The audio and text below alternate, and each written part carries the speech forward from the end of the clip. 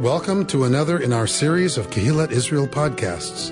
This is a recording of Rabbi Amy Bernstein's weekly Friday morning Torah study.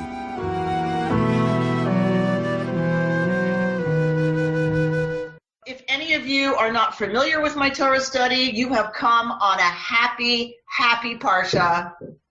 You have come in the book of Leviticus to the Parsha Tazria.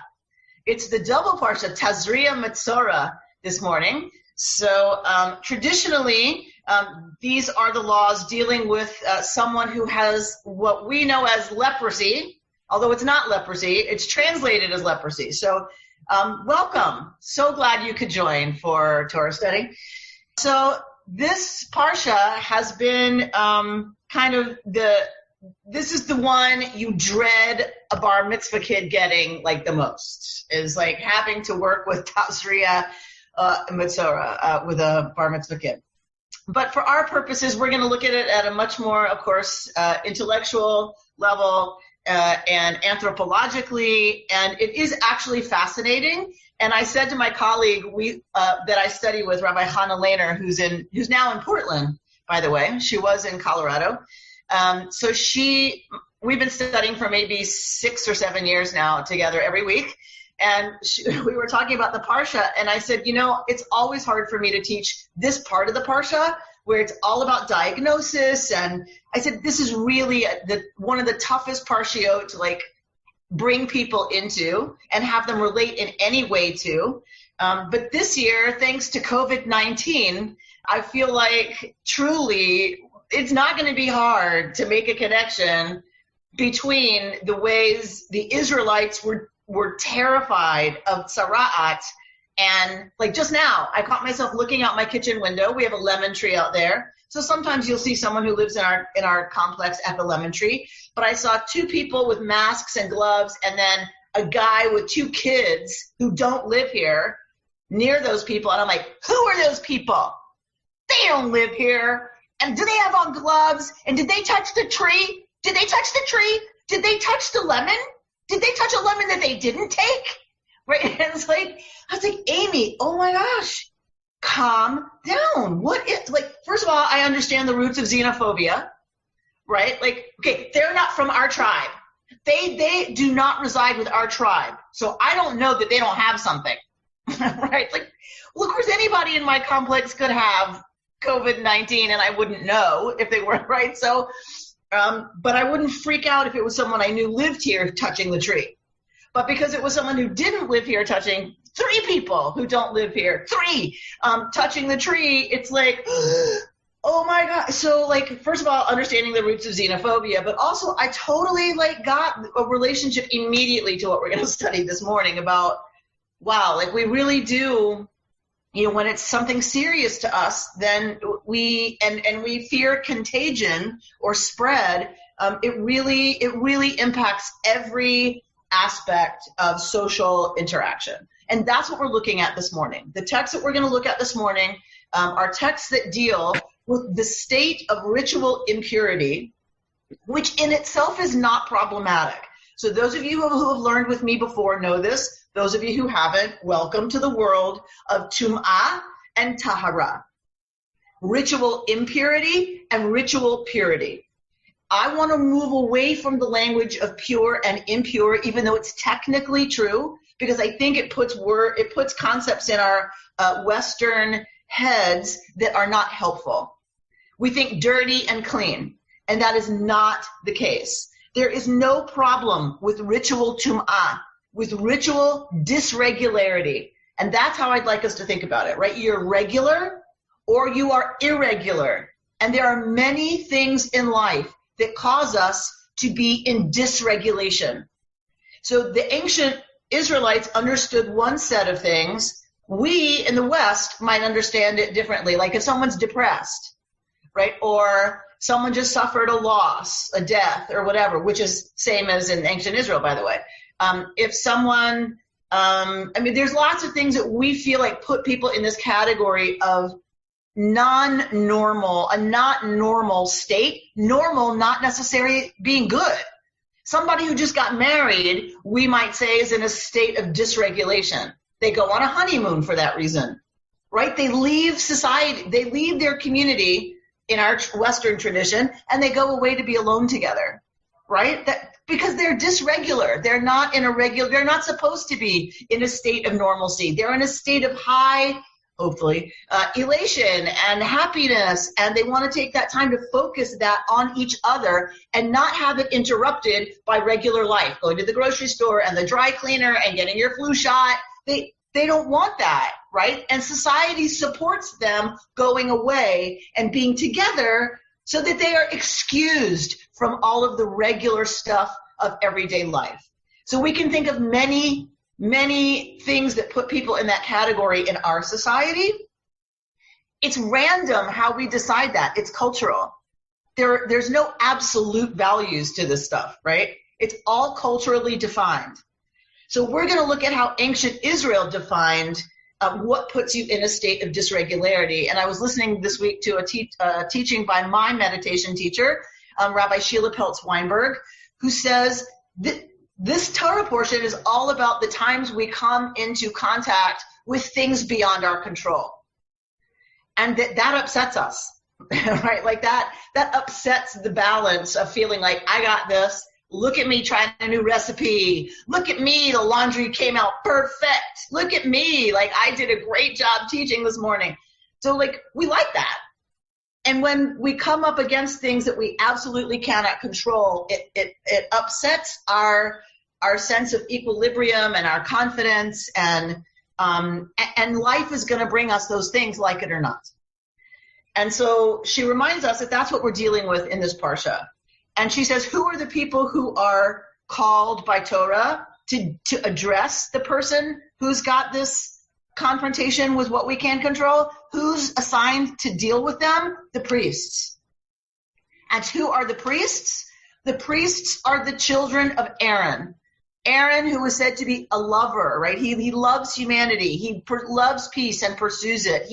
He's a gentle, loving soul. That's who's assigned to deal with the people who are in dysregularity are the priests. So they are associated with holiness and the power that goes with access to that.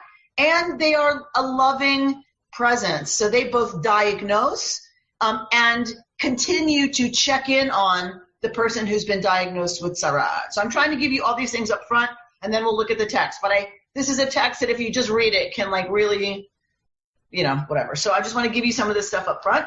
And note also that the priest is not there to treat the person. The priest is not there to fix it. That is not the goal.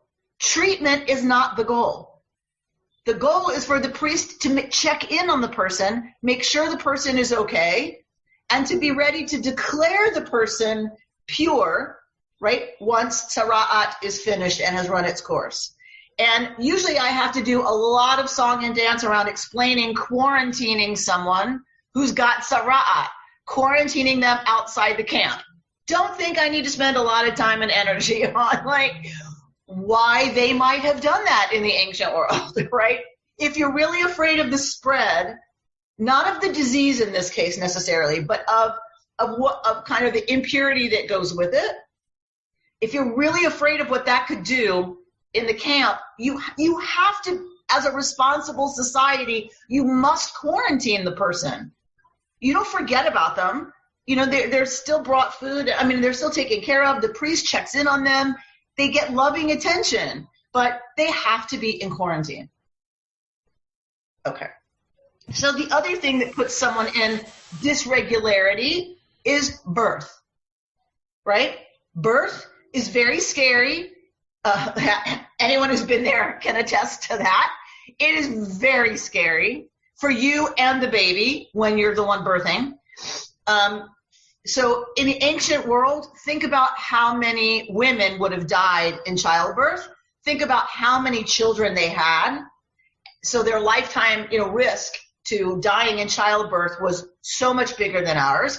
Infants also died at a hugely alarming rate, right? Sometimes in some places 50%. So in the ancient world. So when you think about, the danger to mother's life and the newborn's life, it's a very scary time, and you don't have a lot of control. This is another place you don't have control. And with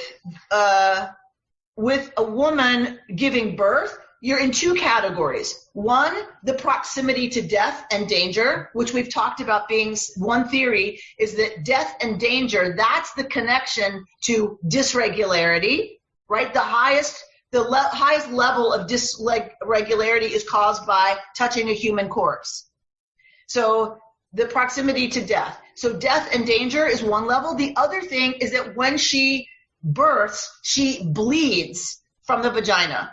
And as we know, any kind of emissions from the genitals causes ritual dysregularity. So, and that means men with semen and women with menstrual blood.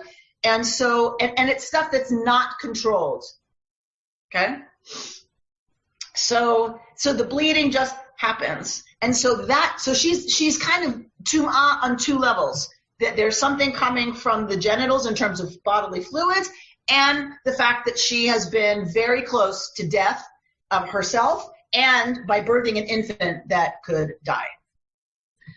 So we're going to go to Leviticus 12. We're at the beginning of Parsha Tazria. So this is Sefaria, y'all. If you ever want to look at Torah on your computer, you got it right there. The whole corpus of Jewish literature is in Sefaria.org.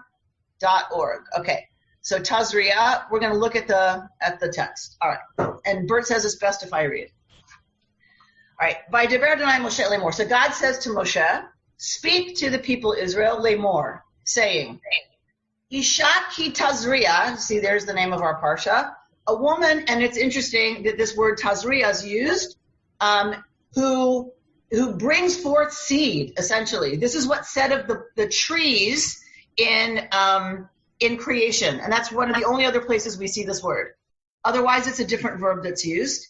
So when she brings forth and she births, zachar, and it's a male, v'tam'ah shivat yamim, her impurity is 7 days. Kimei nidat dota titma.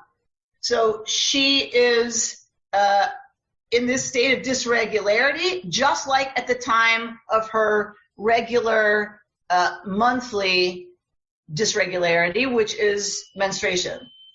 And I can promise you, as somebody who has had dysmenorrhea, that it is a state of dysregularity for sure, just in case we didn't know that. All right. Uvayom hashmini yim'o basar orlato. And on the 8th day, the flesh of his foreskin shall be circumcised. Hank, remember that. She's unclean for 7 days. Then on the 8th day, he's circumcised. Remember that as a package. Ushloshim yom ushloshet yamim teshev b'dmei tahara. This is very interesting. So Rita Ephros, pay attention. So 30 days, right? Shloshim yom ushloshet yamim. 30 days and 3 days, she shall sit in the blood of her purification. We don't see this phrase anywhere else in Torah, which is very interesting. All right, so bidmei tahara, in the days of her purification, bechol kodesh lo tig'ah, anything sacred she shall not touch.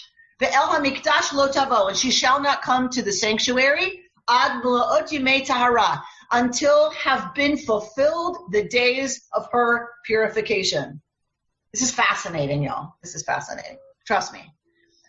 V'im nekeva teled, and if she brings forth a female child, she is to be dysregular for 2 weeks, as during her menstruation, right? 2 weeks is a week of blood and a week without having blood, and she shall remain in a state of blood purification for 66 days. All right, so we saw how long it was with a male, 33 days, double it for a female to 66 days. And on the completion of her period of purification, for either a son or a daughter, she shall bring to the priest at the entrance of the tent of meeting a lamb in its first year for a burnt offering, and a pigeon or a turtle dove for a sin offering. All right, we're going to get there. Don't worry. V'hikrivo lifnei Adonai. right? And he shall bring it close before Yud-He Vav-He, v'chiper aleha, that it makes expiation on her behalf. V'tahara, and she shall be pure, mimakor dameha, from the flood, the flow of her blood. Zot Torat hayeled l'zachar o l'nekeva. This is the Torah regarding the person who births, a male or a female. If she does not have enough money to bring a sheep, she'll take 2 turtle doves or 2 pigeons for the same right set of offerings. Okay. Now, probably people are freaking out already. All right. Just hang tight. Hang tight. It's all right. It's going to be okay. So speak to the Israelite people. So now we're dealing with one of those moments we bump up against things that are out of our control. This is very dangerous. It's also one of the best things we can do is bring children into the world, particularly in ancient Israel.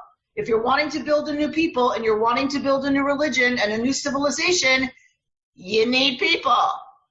So this is absolutely not about something that's bad. This is the best thing you can do is bring a child into the world and risk all that means. All right.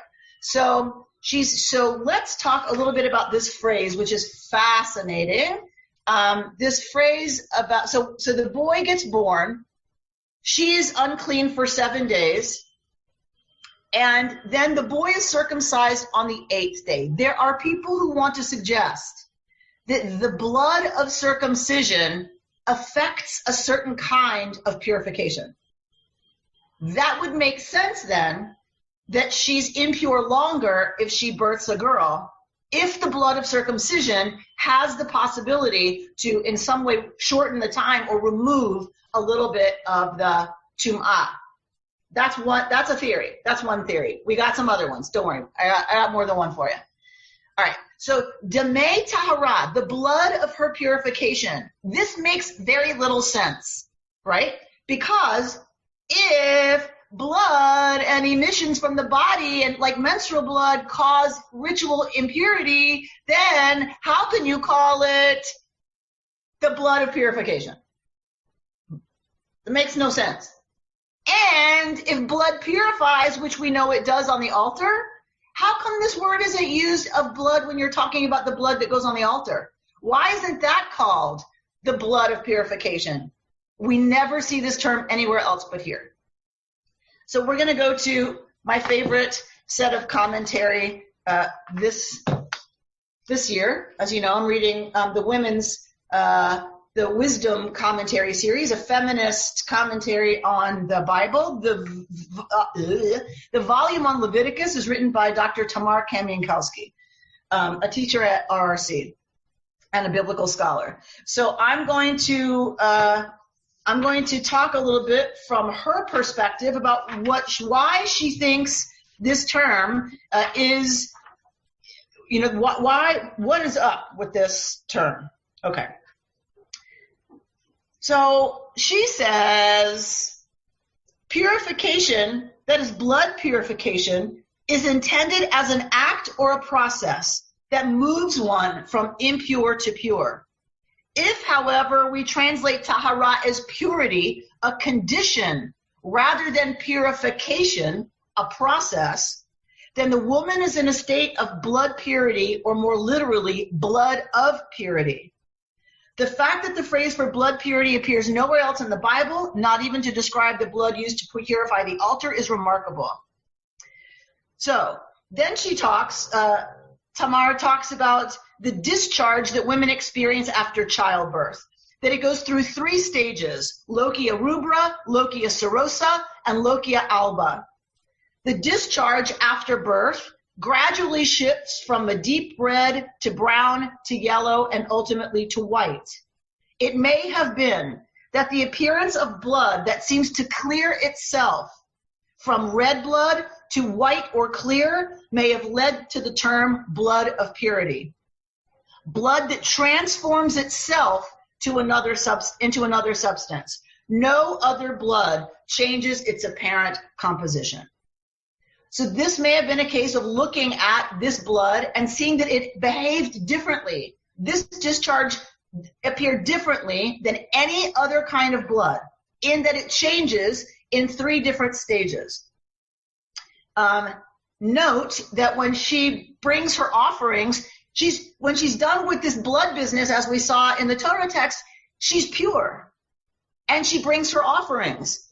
There's no statement that she then bathes, as you do when you come out of other kinds of tum'ah. You bathe, and then you come into the kahal, the community again, and can go to the sanctuary and do all of those things. She's not told to bathe, which means she's pure just by this process. This process is the process that makes her tahor, which is fascinating. All right. The other thing that Kay Minkowski brings forward is that we have ancient texts that say when the lochia does not exit the body, women die. So this is the case of peritonitis, right, where the blood is trapped in the body, the woman becomes infected, the uterus is hard, and there's no lochia, there's no flow. Therefore, and we have treatments in ancient literature for when a woman's lochia stops before it's supposed to. There's medications that they give to her to bring the flow back. So Kamiankowski says the blockage of the discharge was a sign of illness and possible death, while the regular flow of blood was a sign of health and of life renewed. And so she says that the woman doesn't need to ritually bathe. Her purification takes place internally as her lochia flows out of her body. She is engaged in a process of blood purity. Her own bodily functions transform her internally from ritual impurity to ritual purity. Ritual bathing, therefore, would be redundant. All right. I find that remarkable. So I want to see if anybody has anything to say. Any comments or questions? I'm just trying to figure out what all this means to us today. How it seems so incredibly distant and hard to understand. That's so funny. It doesn't to me. I was wondering if somehow you can relate it. And Alexandra has her hand up as well. So what I can say is, having been someone who went through childbirth, mine was surgery that was ridiculously hard and awful. But however one comes through childbirth, there is a huge sense of having touched the existential, curtain between this world and the next, right? The danger to you, you're only concerned that baby's healthy, and anything could go wrong. So you're just so close to that edge, and that in itself is really life-altering in the moment. And you become the parent. I don't care if it's for the first time or the 7th time, you become a parent again, and you've brought this person. You made this person. That's crazy. You made a person inside of you that didn't exist before, and here it is. And so for me, I'm so connected to this idea of being in a state of otherness, and certainly a connection to how your body is just so different, right, and so altered during the time of recovery from that. So for me, it's not that big a stretch to think about, okay, so how do we tend to that? We're not great at tending to that anymore, right? We want to help the mom, with gifts and cute little baby outfits. We don't do a good job as a society of actually addressing her needs, right? Giving her a night nurse, right? Having someone relieve her so she can sleep. Anyway, so that's just a few thoughts off the top of my head. I'm trying to get back to full screen. How do I do that? We have Alexandra and Judith and Robert with their hands up. All right, so you call on people, because I can't see. Alexandra? Hi, can you hear me? Yeah. Or see me? Yeah. Okay, great. I missed a little bit. Sorry, my Zoom was going in and out. But I'm wondering why the notion of or the information regarding the mikvah and women's blood is in this part of the, in this portion, which talks about leprosy and quarantine. I understand that, women, men and women were separated when, a woman was menstruating. And I find this really relevant today still, because I think that women are still considered in many, cultures, even our own, impure or dirty when they're, menstruating and not given really the space, or the celebratory space. There's still a lot of negative connotations around that. Okay, let's take a few more and then I'll try to speak to all of it. My feeling about that feeling of giving birth is that I felt closer to God than ever because I was giving life.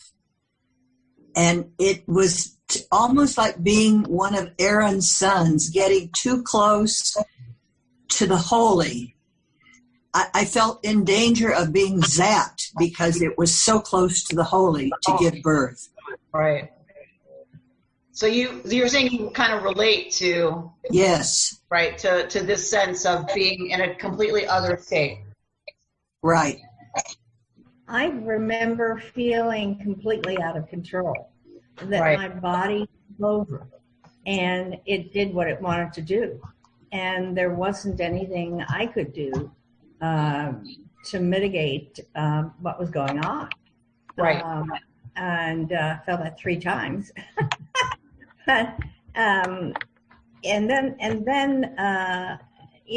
when it's there, when the baby's there, I also had this feeling of, oh my goodness, I did this, and so that's the thing about being out of control was just astonishing to me, that I didn't have to really do anything, but my body did it for me. Right. Strange. So that whatever was going to happen, it wasn't up to you. Nah. Right? Yeah.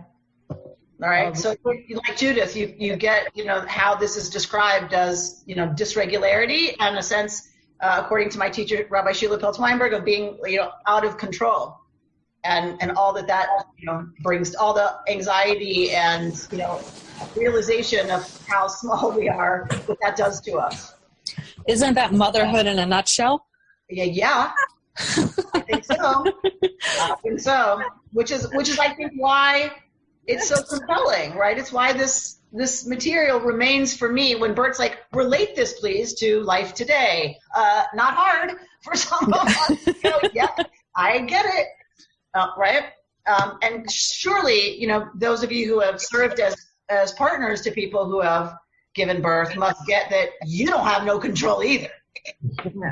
Whatever illusion of control you thought you had in the home at all is gone. Right? All right. So anybody else before I go back to the question of why the menstrual blood is here? This is Bob. I'm not an OBGYN, but I play one at the hospital. And the commentary is pretty much spot on with regard to the afterbirth, the lochia, the delivering the placenta. You don't deliver the placenta, as we say in medicine, you're in Drert. Right. It leads to infection right around. The different colors are also spot on because that's describing coagulation and how the blood changes color in a steady state when somebody who has stopped bleeding is there, and white is or light color is sort of the last thing as it separates. So the description really should be looked at as spot on. Great. So I love that. So they're observing what everybody observes, like who's looking closely at what happens with women who have given birth. And so what I find fascinating about this is that the blood actually, like Tamar says, purifies the woman from the inside out. There's nothing that happens on the outside, like ritual bathing, or other things. Like, remember, we have, things dipped in blood, and then it's dipped and put on the nose and the ear, and nothing's done to her. The blood seems to be damei tahara, the blood of her purification. And that this is a process that only a woman's body does, and only after childbirth does it alleviate tum'ah with no bathing and no other ritual. It happens internally. Only blood after birth has the power to do this. So I want to go back to the question about menstruation and say that we don't get here in the Torah text anything about her being unclean during her menstruation as the first time we're hearing that. It's referencing the fact that we already know she's impure during her menses. So it's not here. This is only the blood of someone who's given birth. So that was to Alexandra's question. This is not the place we see that it is taught that she is ritually other during her period. Right? So that comes when we're talking about seminal emissions. Like, so when a man has a wet dream or he has intercourse, he's unclean. He is in a state of ritual otherness. That's where we see the menstrual blood, because it is an emission from the genitals, that period. That by definition makes one in a state of ritual otherness. To your question, Alexandra, about how many cultures treat this as something, dirty or whatever, first of all, it is a mistranslation by Christian scholars and Christian Bible scholars. It is a mistranslation and looking at impurity as being bad, dirty, unclean. But I think that's also about the cultures they come from, right? And it's also about how they view women. But men were just as unclean. They were also put in a state of dysregularity if they had a night emission. So if they had a wet dream, they were impure too, right? So first of all, we have to not see purity as good and impurity as bad. There's nowhere in the Torah it says that. Bringing life into the world makes one ritually impure for a long time. That's not a bad thing. We think of it that way. It is we who have judged that and carried that forward in Western society to use against women like so many other things we use against women. That is a misogynistic culture taking this text and warping it. It just simply is not there, that there's anything wrong with ritual impurity. The highest form of ritual impurity is communicated by a corpse. We are commanded to bury the dead, right? If you touch a lizard, you are not in a state of ritual impurity. If you touch a human being who's dead, whoa, you are impure for a while, because a human is more important than a lizard. Does that make sense? So because the human being communicates more ritual impurity is not because it's valued less than a lizard. It's because it's valued so much more. So it's really the definition of impurity or purity that has been skewed over time. Correct. Okay. Correct. That's what's been skewed, is this idea that ritual impurity is bad. It's just other. Right? And it just means you're other. Would you say, I don't want to go on a honeymoon. I want to run errands. No. I want to stay with my state of otherness and do what that requires. All right, so other people want to raise the point, well, what is up with it so much longer for a girl than a boy? Okay, right? Amy, Jody has a question. Jody. Hi. So my question is, I want to address the reading where it first says, if you give birth to a boy, you've got the blood purification stage for 33 days, but it's double that if you give birth to a female. Is there anything new about that, or is it just the way the women were considered? Having a daughter is not as good as having a son. See, look where we go right away. Look where we go right away. It's not as good. Why is it not as good? What from the text gives you the idea it's not as good? Well, I don't know. I'm just kind of going with that China thing, you want to give birth to one. But women have, in many societies, not been treated as well and considered second-class citizens, as Alexandra said. So my question is, why does the mother have to be separated for less time if she gives birth to a boy? Why is she okay to come back and double time if she gives birth to a girl? So one of the things I just said is that the blood of circumcision might be seen to affect her state, right? That's number one. Number two, Rabbi Arthur Waskow, his partner Philip Berman, wrote, "There's a holiness of such complete concentration and narrow focus that we can't look out into the larger world. And there's the holiness where we are so at balance that we have a large view." She's going to argue that Tum'ah and Tahara, purity and impurity, are two states of holiness.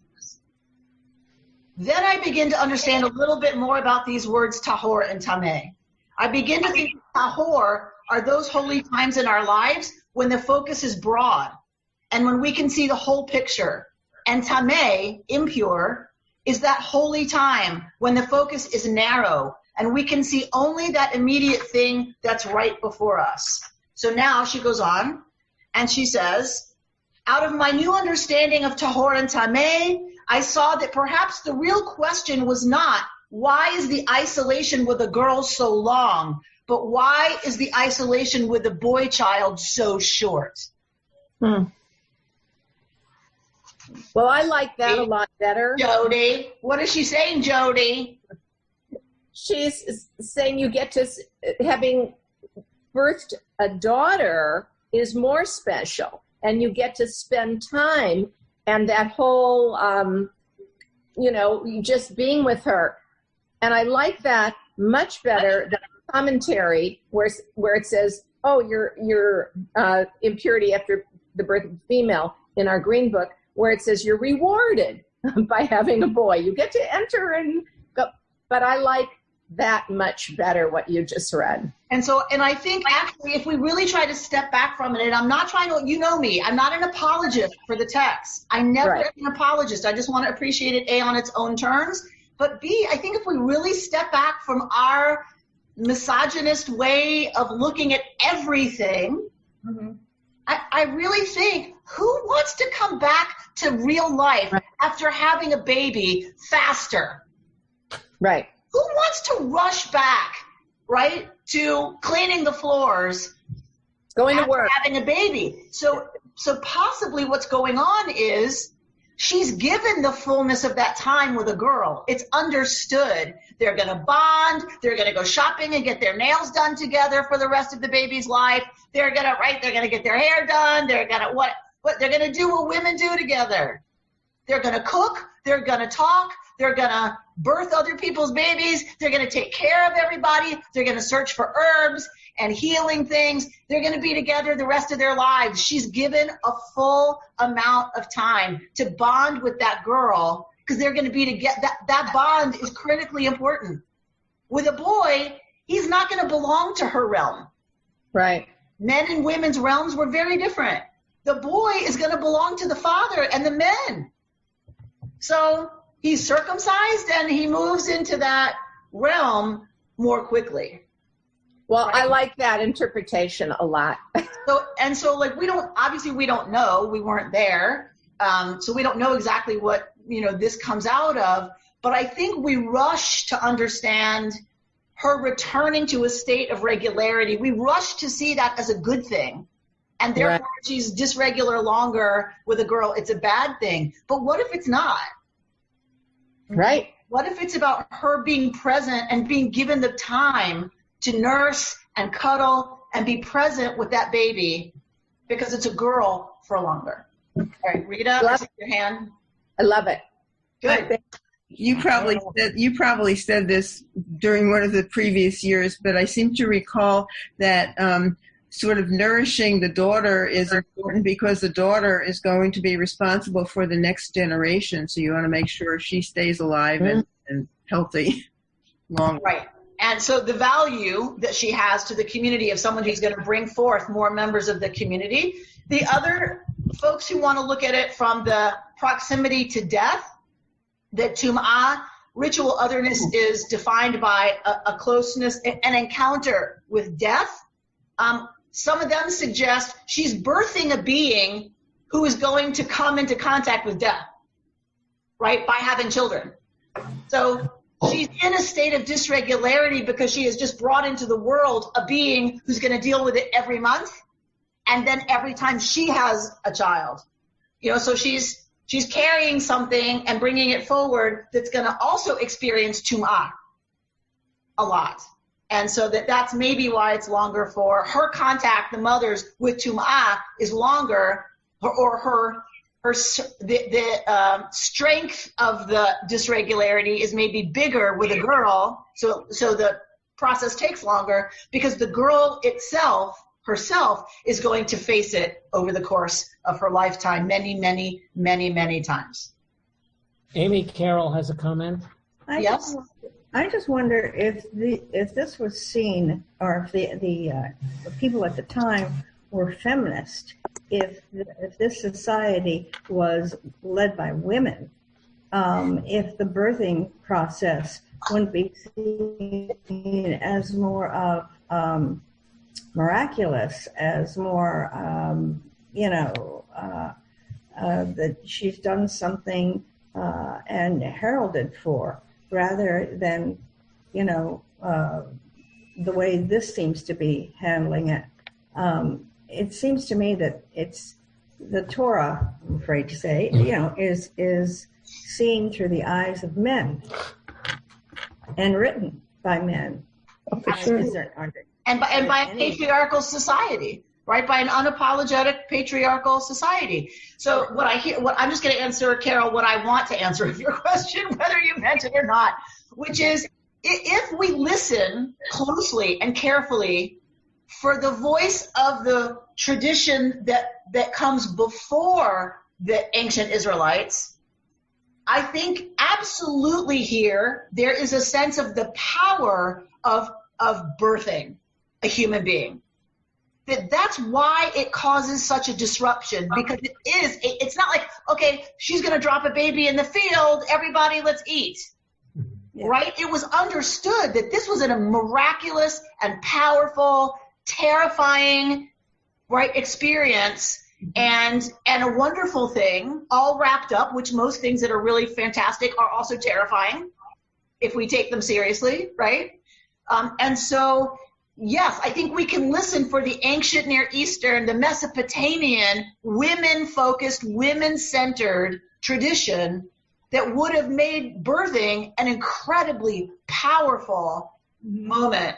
And that it makes sense, even if you translate it through the eyes of the patriarchy, it makes sense that it's disruptive of normal life. And we don't have to judge that as a bad thing, right? All right, 13. God speaks to Moshe and Aharon and says, Adam ki yiyeh ve'or bisaro se'etz o safachat. Okay, here we go. When a person has on the skin of their body a swelling, a rash, or a discoloration, and it develops into a scaly affection on the skin of their body, it shall be reported to Aharon the priest or one of his sons, the priests. Well, actually, I want to argue here, and I would take you through it a little bit longer if we had time, but we don't. I want to argue, Tamar Kamiankowski argues here, because women could also get sara'at, there's no way that this word means sons. It must mean children.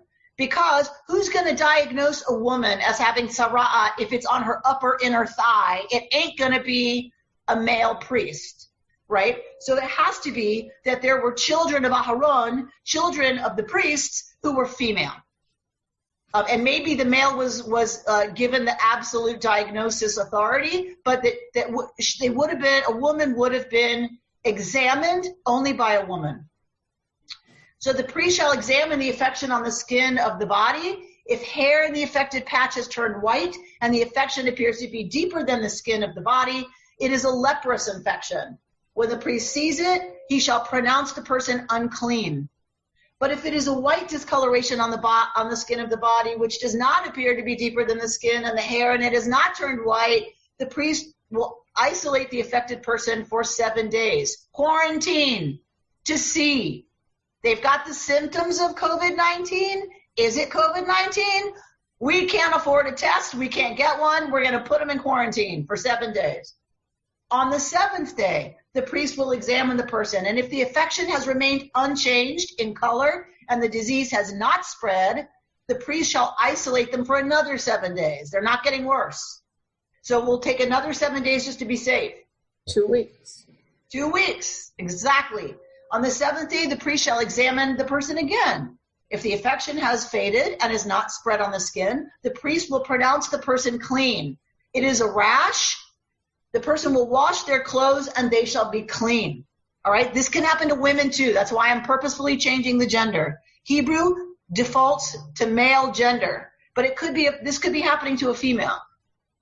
But if the rash should spread on the skin after the person has presented themselves to the priest and been pronounced clean, they shall present themselves again to the priest, right? So you're clear, you've been isolated for 14 days, you feel better, your symptoms have not gotten worse, they're actually getting better, so you're pronounced non-COVID. Then you come out and, you start coughing again and your fever spikes. You got to go back to the doctor, right?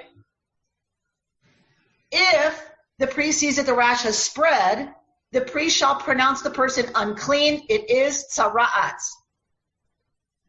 Tzara'at can be any one of these conditions, by the way. So leprosy, as we know, is not a correct translation. That's Hansen's disease. That is a different disease. But we leave the translation as leprosy because it communicates what we need to communicate in terms of how seriously they took this. So the way people go, ooh, freaked out about leprosy, 100 years ago, that is the sense that people had about tzara'at. But it could come from a boil, a burn, a rash. All of these skin conditions they can be a manifestation of tzara'at. So it's many skin conditions, impetigo, like all kinds of things. All right.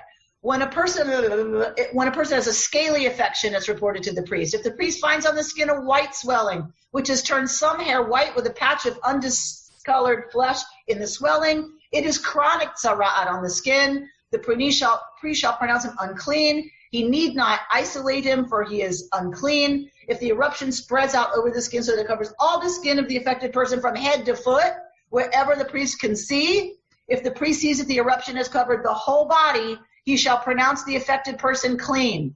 He is clean, for he has turned all white. So we can talk about what that means if that interests you. But as soon as undiscovered flesh appears, it shall be unclean. This goes on and on and on and on and on and on and on and on. Okay. I'm not going to go through the whole text. It goes on and on and on and on. And usually people get very impatient, like, what is with these people?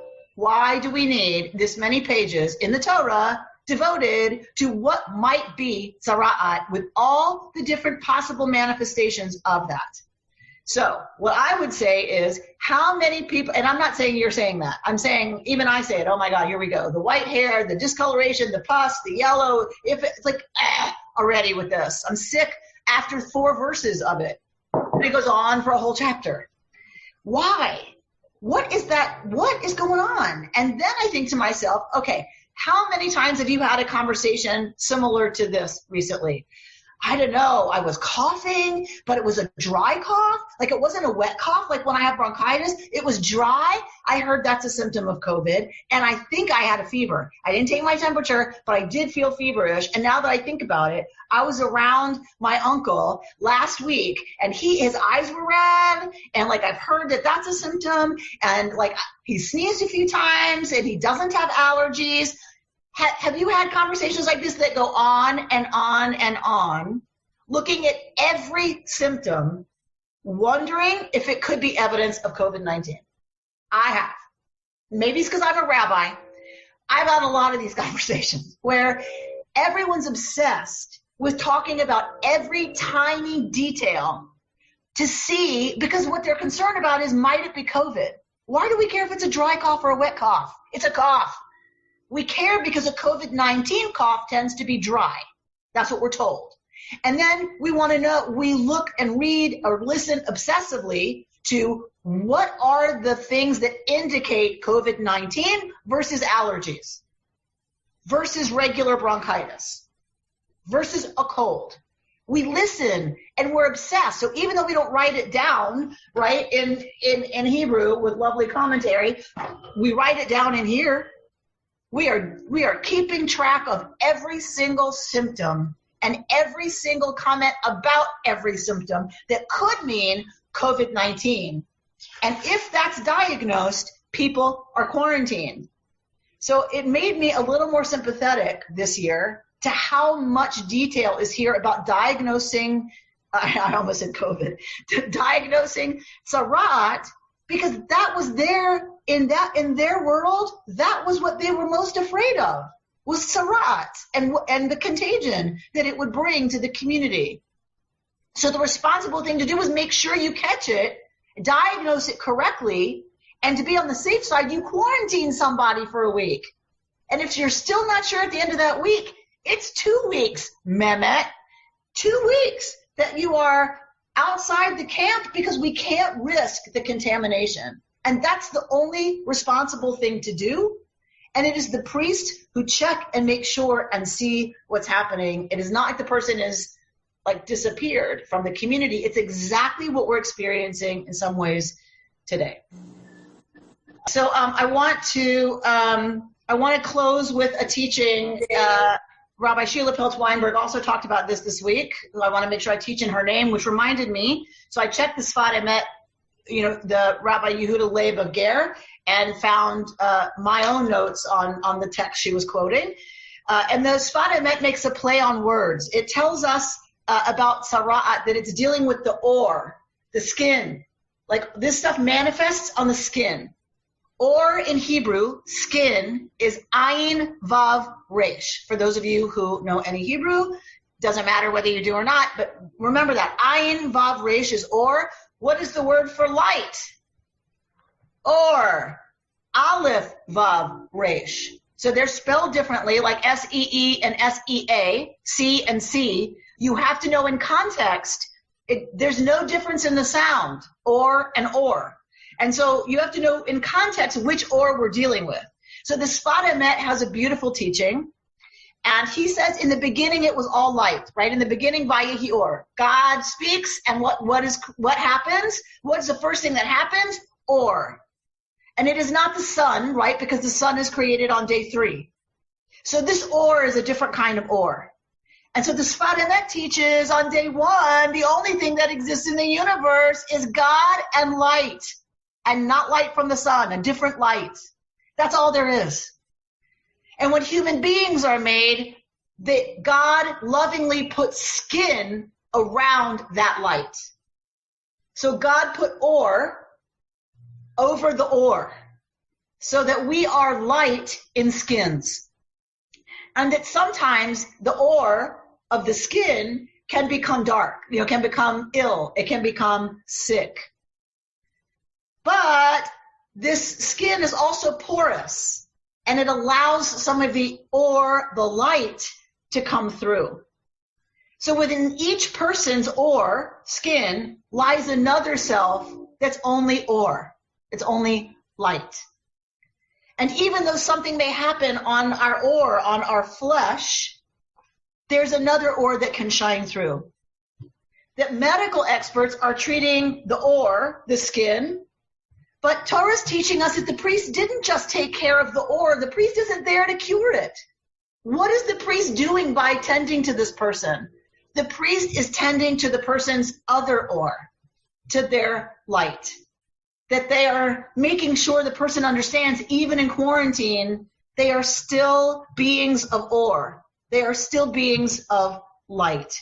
And that is our obligation. We can't do a lot. Most of us are not doctors. We can't do a lot for the or, right? When people suffer some kind of illness or disruption of the regularity of their flesh, we can't really do much about that.